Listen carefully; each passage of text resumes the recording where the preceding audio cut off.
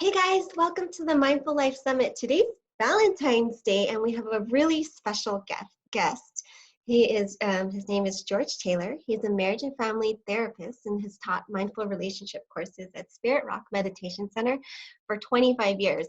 And he's been married to Deborah Chamberlain Taylor for 39 years. And that's a long time to be married to a person. So so interested. I'm so excited for this conversation. Anyways, George's clinical work, focuses on couples, helping them both to let go of unconscious reactions and communication patterns in order for them to experience more freedom and happiness and ease in their relationship. His book, A Path for Couples, is available on Amazon and independent bookstores.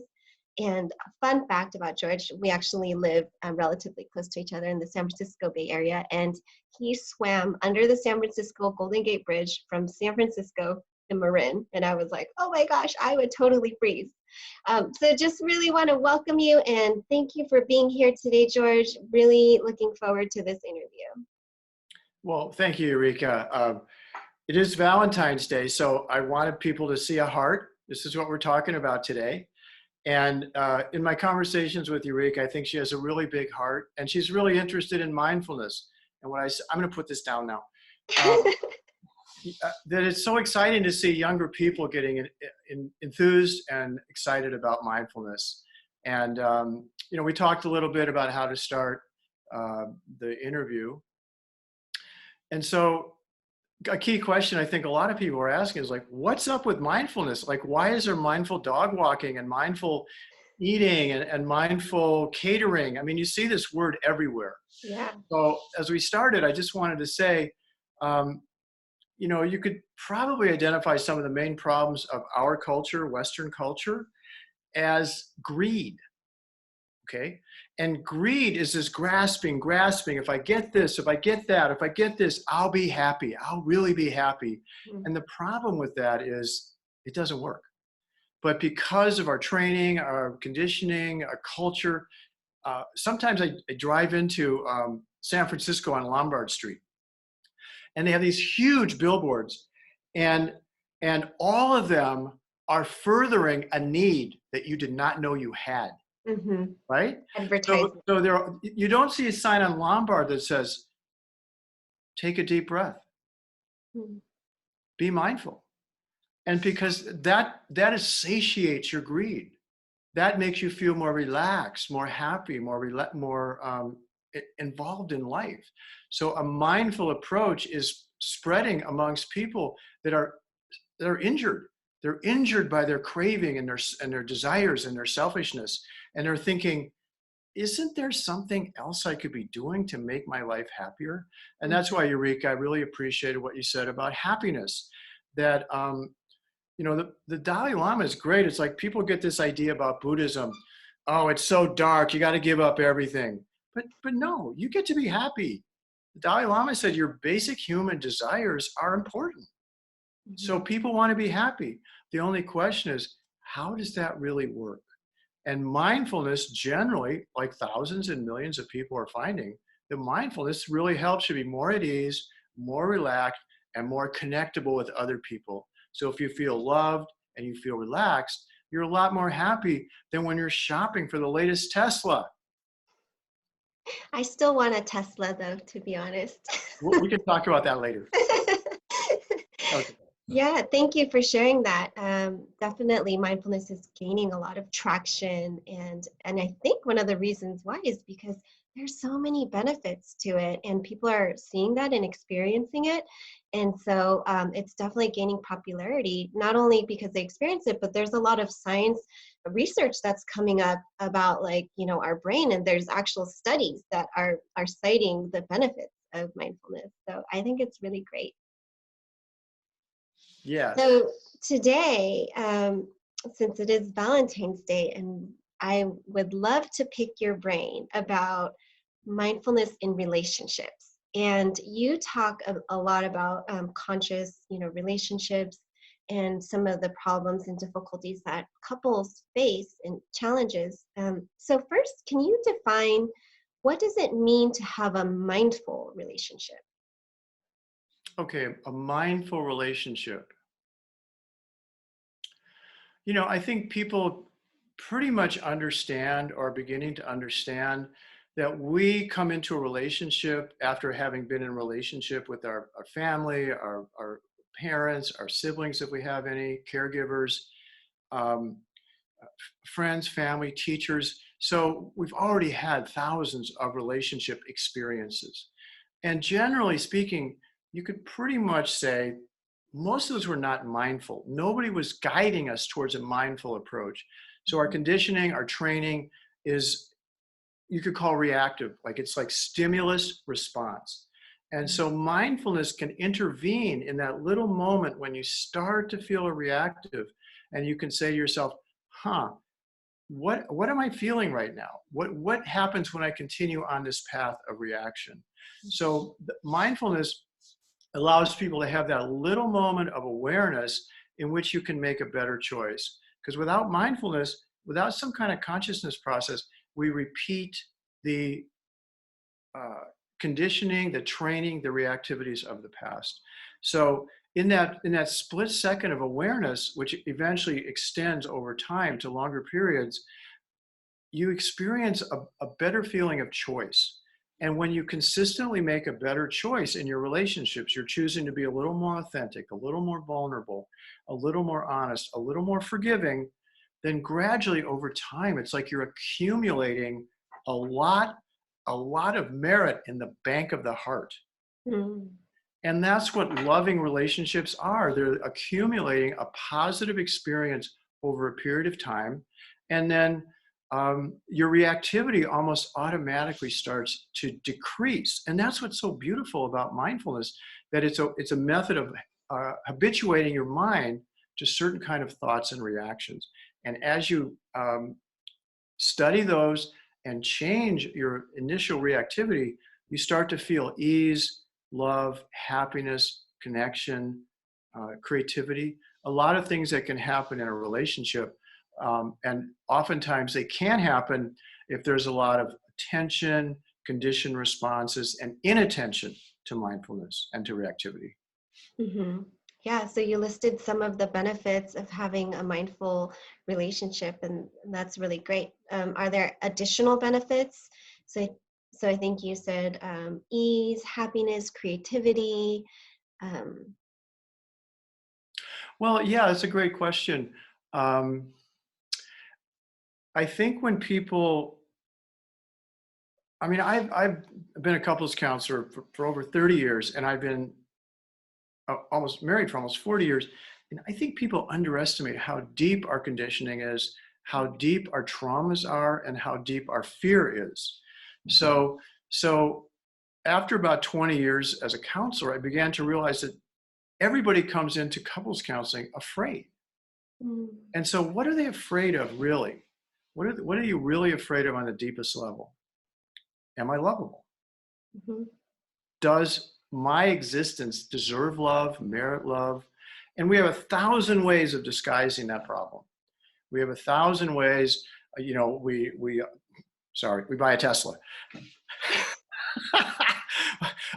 or we travel all over the world, or we start up a new company, or we have 5 kids, or we become an expert at something. I mean, all those things can be fine, but if they're just a defense against that inner feeling of deficiency, I tell people it's like eating cotton candy when you want a steak. You're mhm, never going to get the feeling of inner nurturing in the soul that you want. I think that comes from relationship. It comes from the mindful relationship with yourself. And if you're lucky enough to have a partner or friends that you can have this kind of mindful relationship with, then it opens up this feeling of acceptance. mhm, It's almost a doorway to this really deep form of love that you feel like, even though you can be afraid, even though you're jealous, even though you can get angry, all the human experiences, someone can tolerate that. Someone can know you in that emotion and love you anyway. For most of us, that is big news, yeah. because our parents were like, shut that down, buddy. Or young lady, and in various different ways, because they didn't know how to deal with their strong emotions. They thought they were trying to They thought they had to hide their bad feelings, etc. They had no mindfulness tools, no consciousness tools. So that's what we learned. So we hide. You know, it's a lovely truism of AA, Alcoholics Anonymous. You're only as sick as your secrets. So Mhm. people understand that. I think, I'm not sure about the word sick, but that causes us to be tight, to be closed down. So when you start to feel that acceptance in a mindful relationship, you start to accept yourself as a person with all these feelings, all these complicated beliefs. And it's brilliant because Buddhism just teaches us they're going to pass away. You know, you're going to have that belief now. In 10 years, you'll have a different belief or a different feeling. Mhm. So accepting that at the deepest level is incredibly restorative for your self-esteem. You start to Yeah. feel like, I'm just a human like everybody else, as brilliant and as flawed as the rest of us. So I think another powerful benefit is that when we're not operating like this and we're operating from a feeling of expansiveness or acceptance, self-acceptance, acceptance by others, then we feel more creative. Our energy is not tight. It's not tight. It's like, I can't say that. Ooh, they thought Mhm. that about me. Why did they say that? So then there's this feeling like, hey, life, hey, partner, hey, boss, how are you? What's going on? It's like you're not pushing everything away. So, there's all these athletic books and meditation books about the flow. Mhm. Mhm. There's a big concept in very high level sports. And Eastern philosophies like Taoism have been studying the flow for 5,000 years. This is not news to them. And the flow is just being in your life in a way that's not tense. And in a lot of our relationships, we're like, oh, careful, careful, careful. Yeah. It's almost like we're always feeling like we have to walk on eggshells in fear of hurting or triggering our partner. Yeah, exactly, exactly. And when couples, couples that come into couples counseling, I see a lot of couples in my practice. There's generally this feeling of isolation, resentment, distance, walking on eggshells, very common expression in my couples. And so think about that. What is that? What I've come to understand about it is it's really the fruit of a unconscious relationship. Unconscious patterns continue to roll and roll and roll in the relationship. There's a kind of a for, attacking, defending, and pursuing, withdrawing. Those are the four patterns that we all operate in because of mental conditioning. And Mhm. if you think about it, they all go in patterns. It's very interesting. Attacking requires defending. Mhm. Pursuing requires withdrawing. So couples come in having created tension because they're suffering. They're having some role play out of these patterns, and they don't know how to fix it. There's a lot of people that are going to meditation retreats and yoga and body oriented awareness programs, and they still have problems breaking these patterns in relationship. And the reason that's true is because they're so deeply rooted in us.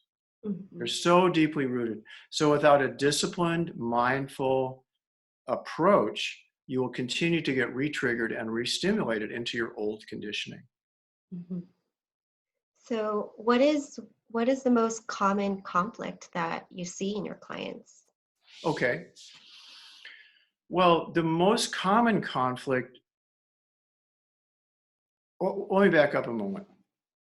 When couples come into couples counseling, somebody will call me, and in the first 5 minutes, they will generally state, we are having communication problems. Hmm. That's the most common thing I hear in the first 5 minutes. So what they don't understand, some do, is that that's a symptom. That's a symptom of an underlying issue. And the underlying issue is the repetitive patterns that we get into over time. So the communication, if you think about the communication in the four main defenses we just talked about, attacking, defending, you get stuck in that. Somebody attacks, somebody judges, somebody criticizes, somebody withdraws, defends, and then it switches. Oh, I got to fight back now. I got to fight back. And then the attacker defends. Well, I should have said that. I should have said that. So you can see the unconscious programming of that and how it continues to play out in these basic patterns. And what I've said to a lot of couples is, it's great in a way that we do have these patterns. So we don't have like 10 or 20 things that we do that cause us to react, and reactions that we have in the relationship. There's just a couple. And if you start to really tune into them, I'll talk about that in a minute, then you can start to change these patterns radically into more vulnerable, more authentic conversations. And that's when the relationship moves from a place of tension into a place of love, a place of acceptance, a place of mindfulness. So mindfulness is really the key that opens up that door to all these deep inner experiences that we want to have: love, joy, acceptance, happiness. So when a couple is in that attacking, defending pattern, and they're like, oh, I should be more mindful, and maybe they're mindful and even like being aware, like, oh, we're in this pattern again, right? What is like an advice, or what would you advise a couple to practice when they even notice that pattern? Okay. Well, in the book that I wrote, which I thoughtfully put right over my shoulder, A Path for Couples, there's a communication protocol that I've studied and practiced and have taught, to thousands of couples by now. And it does begin with mindfulness, with self-awareness. So if you think about these basic patterns, it's very interesting studying them in myself and in other people. What you see is that, once again, you have a communication problem. It's usually attacking, defending, but there's layers and layers in the human psyche. It's very interesting to keep dropping down deeper and deeper and deeper, not just into the psyche, but into the body. And at the basis of all of these 4 patterns is something like anxiety, fear. Fear is requiring the attack. Fear is requiring the defense. So then, if people can start noticing the arising of fear, they will not go into the pattern in the same way. And I've told a lot of couples, there's a difference between saying something vulnerable and authentic, like, I am afraid, as opposed to, why did you do that? Right? So just note the tone and the intensity and even the forward motion of, why did you do that? So there's anger there, frustration, and it's an attack. Mm-hmm. But if you stop that person and go, what were you feeling right before that attack? It's like, oh, I was afraid that person didn't like me. Mm-hmm. So that's a pattern of conversation I've probably had with 1,000 couples. And in my my unpublished bumper sticker says, I want to make the world safe for fear. Because the idea is that we're not used to saying something as vulnerable as, I'm really lonely. Mm-hmm. I'm really afraid that you don't like me. Mm-hmm. Those are feelings we have every day, right? We are human. We feel connected, we feel disconnected. So mindfulness, in Buddhism, there's a wonderful term, mindfulness of the body. Mm-hmm. And that's where a lot of the retreats begin, mindfulness of the body. And that means sensing deeply into your own inner experience. How many of us have had a class in that? How many of us have had an hour of instruction in that? I tell people I had a lot of geography in grade school. I would have liked a communication course in mindfulness, mindful communication. So what happens when you start using mindfulness of the body, you start to notice, oh, my breath is tight. Maybe I'm afraid. Right? There's that subtle shift between something that's happening outside of yourself, like, why did you do that? As opposed to, oh, I used to feel connected to you, but right now I feel a little tense. I mean, it may sound like a small thing, but it's an incredibly valuable tool because it redirects the conversation into the direction of mindfulness. Oh, I'm afraid you don't like me.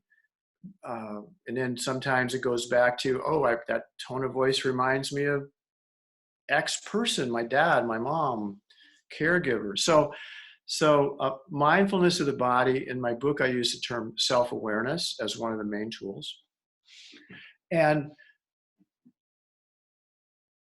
it's a difficult practice, but it essentially changes the communication dynamic into something that's more self-disclosing, which is another term I use in the book for my model. My mentors, Dr. Gay and Katie Hendricks, years and years and years ago said, what is the unarguable truth? If you can generate comments about the unarguable truth, the relationship will change. So, why did you say that? Is not an unarguable truth. I am afraid. There's nothing to argue with.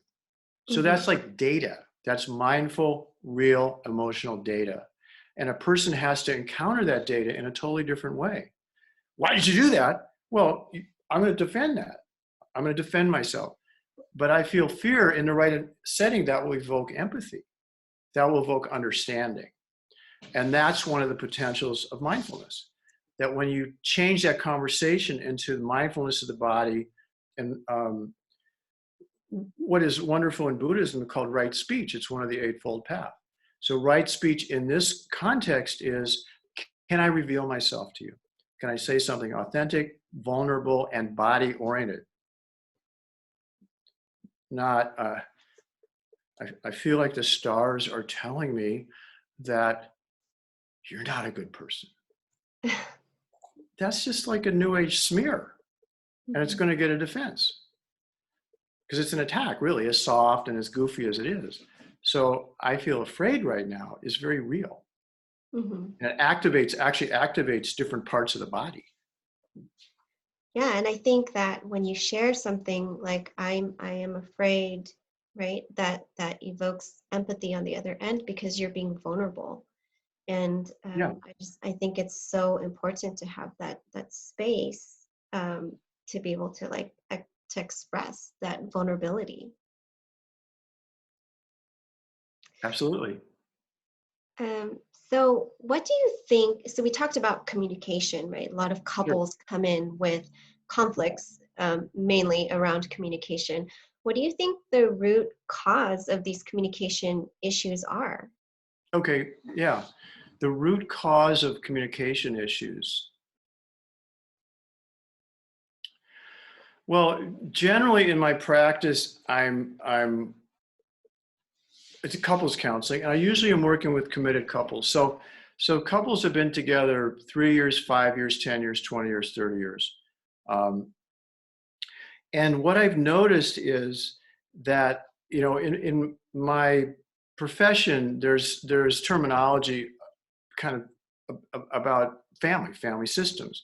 And one of the most interesting terms to me in this study of couples is like family life cycle. Like what that means is that at certain times in a family or in a relationship, very important decisions have to get made. Are we going to date? Are we going to move in? Are we going to go steady? Are we going to get married? Are we going to buy a house? Are we going to have a kid? So there are stages in a life that tend to evoke the patterns that we've been talking about. Couples cruise along with their relationship generally, and it's in these moments of tension or transformation development that the patterns become very painful. So let me amplify that a little bit. There's also stressors such as illness, aging, birth of a child goes to college, retirement. Those are all, again, life cycle type issues. They happen in the course of a life, and they all threaten our identity or change our identity or transform our identity. And so in those moments when our identities are at risk, we're vulnerable. We feel like a little uneasy, a little at the affect of the outside world. It's like, I used to be in control, but now how is this going to work? So what happens is the patterns that have been in the relationship, which are the generally, as I said, attacking, defending, pursuing, withdrawing, the pairs, the suffering tends to amplify. It's the same pattern. But people are more vulnerable, they're more anxious, they're more reactive, they're more emotional. And suddenly they were like, for 5 years, they're going along like this on the level of emotions. And all of a sudden, they hate each other. Why did you say that? And I've had many people say, we can't even talk about the toothpaste anymore. It just gets, everything is so loaded with this backlog of pain and resentment and hurt that finally come to the surface. And they're like, we need help. We got to get out of this. And so you could say from a mindfulness standpoint that these people have been, in a lot of cases, relatively mindful, having their yoga practice, going to meditation retreats. But in these moments of exacerbated tension, then it's very difficult to be mindful. It's like your house is on fire, you're feeling incredibly panicky, and then the first chapter of the book says, be mindful. You're like, really? How? So people build up these stressful backlogs of unrevealed hurts, resentments, and isolations. And then oftentimes in the first couple of sessions of couples as counseling, this all comes out, and I'm like, really? Okay, bring it on.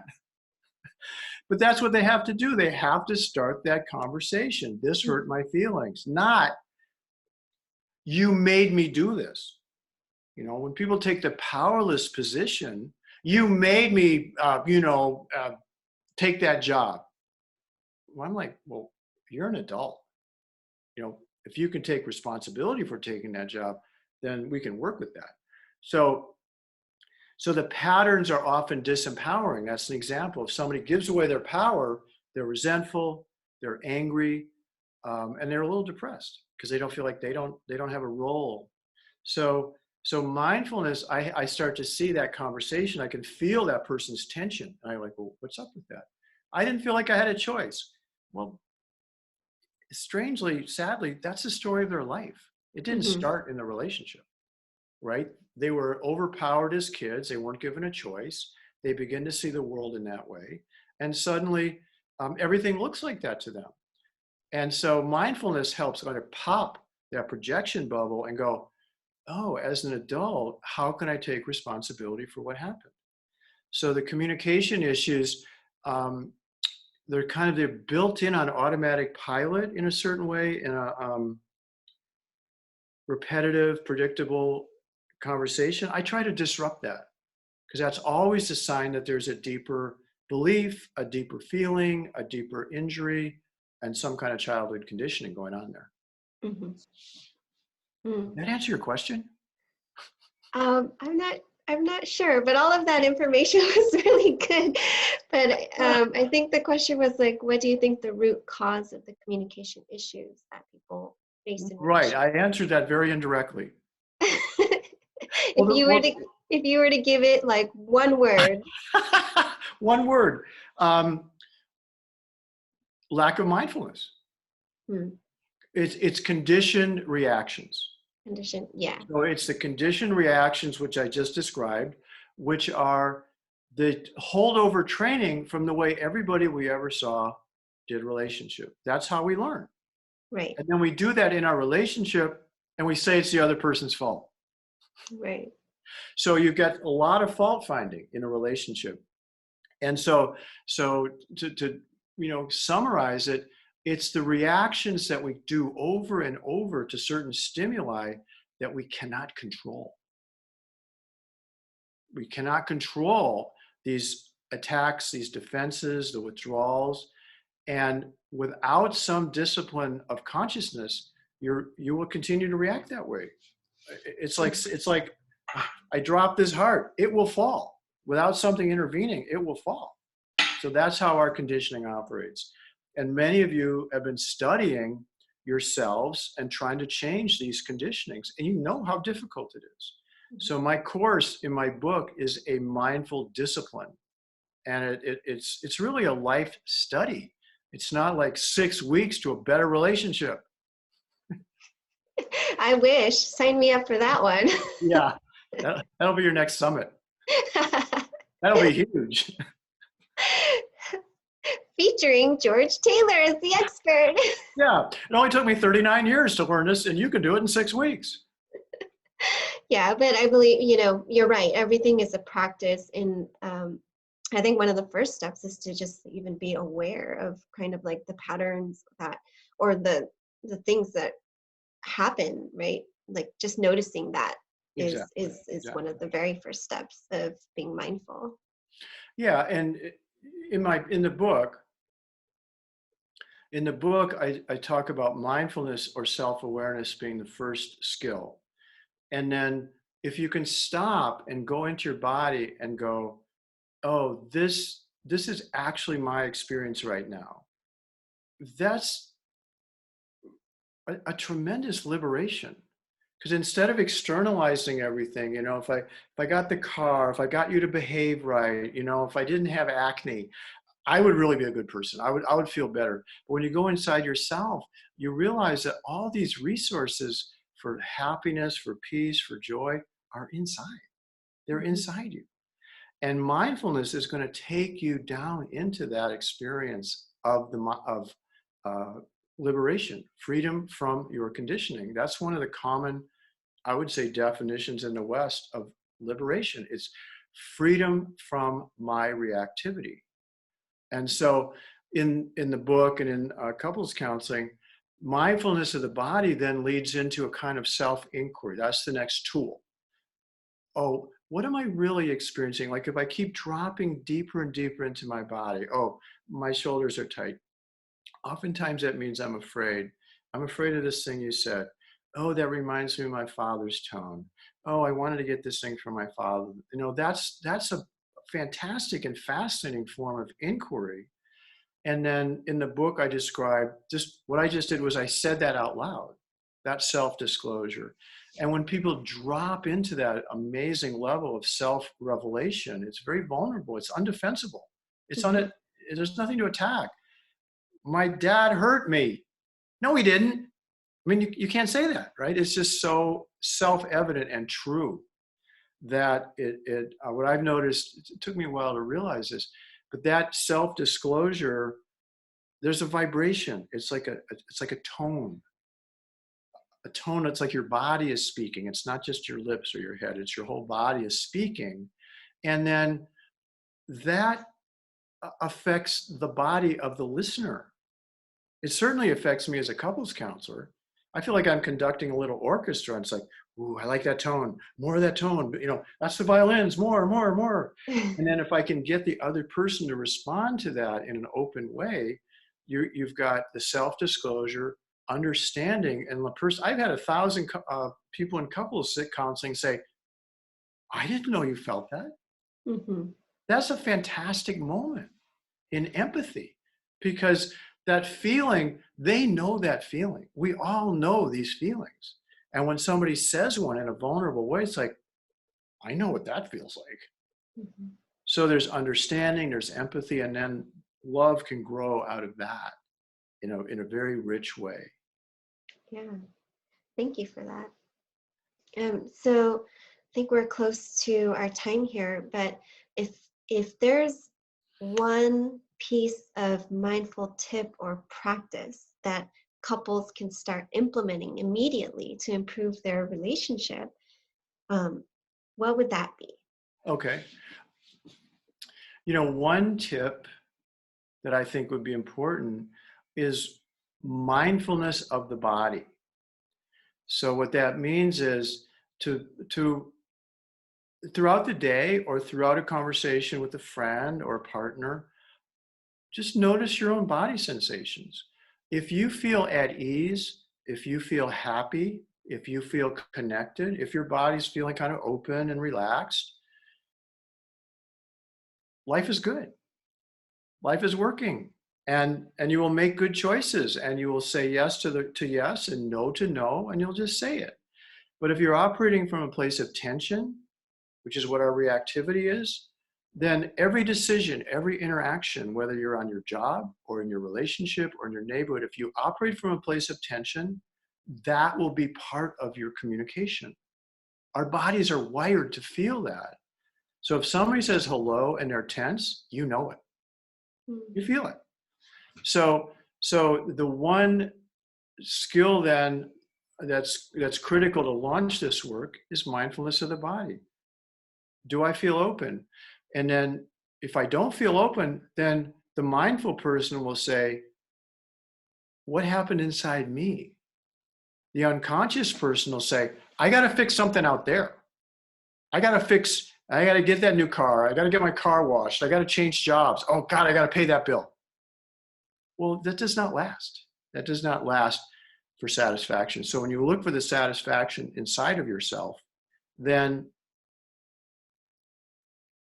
you got a lot better chance of finding it. Yeah. And then it's actually sustainable.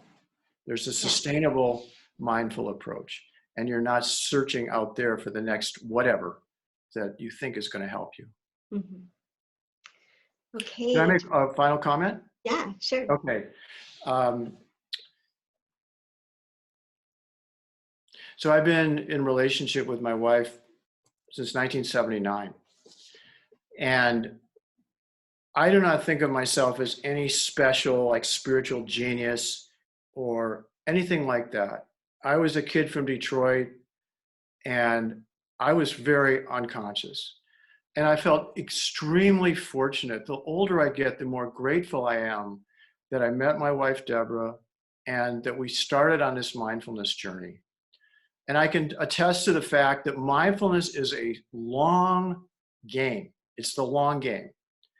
And I have vast moments of unconsciousness, vast moments of reactivity, times when I just hate myself, or I think Deborah's the worst partner. And then I take a deep breath and I go, whoa, whoa, whoa. I use mindfulness. I use consciousness to soothe myself and to go, I must be really triggered here. That's the mindful moment. Not, she better change and then I'll feel better. Oh, no, I'm getting really activated here. And so for pursuing that path for 40 years, I can deeply say, and having had many clients I've worked with over long periods of time, the capacity for the love that's in your heart, the capacity for you to fulfill the vision that you can become a loving, more conscious, more awake, more liberated, more happy person is possible. It's happened to me. And I would be like, who knew, given what I came from, that this could happen to me?